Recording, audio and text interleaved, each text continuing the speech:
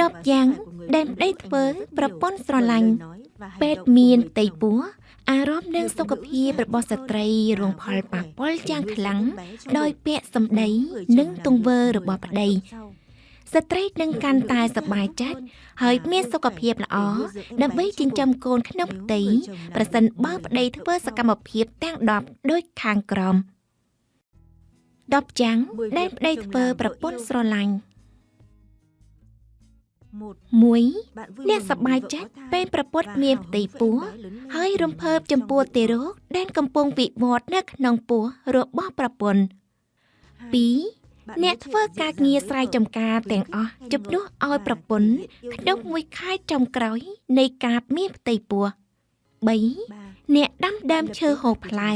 និងបន្លែបន្ថែមទៀតនៅក្នុងចម្ការផ្ទះដើម្បីមានអាហារសម្រន់សម្រាប់ប្រពន្ធនិងកូនរបស់អ្នក 4. អ្នកកាត់បន្ថយការប្រើប្រាស់គ្រឿងស្រវឹងដើម្បីសន្សំប្រាក់ទិញអាហារសម្រាប់ប្រពន្ធនិងកូនរបស់អ្នក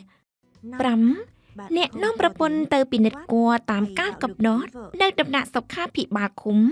ហើយម្ចាស់ការទិញថ្នាំបំពាន់ជាតិដែកនិងអាស៊ីតហ្វូលិកសម្រាប់ប្រពន្ធលេបជារៀងរាល់ថ្ងៃ 6. ក្នុងអំឡុងពេល3ខែចុងក្រោយនៃការមានផ្ទៃពោះអ្នកនិយាយជាមួយកូនរបស់អ្នកជារៀងរាល់ថ្ងៃ 7. ក្នុងរយៈពេល6ខែដំបូងបន្ទាប់ពីសម្រាលកូនអ្នកនិយាយធ្វើត្រាប់តាមសំឡេងនិងកាយវិការរបស់កូន 8. អ្នករៀបចំកន្លែងគេងរបស់ម្ដាយនិងកូនឲ្យឆ្ងាយពីចង្ក្រានជាកន្លែងដែលមានផ្សែងនិងអូស្មန်ពុលជាច្រើន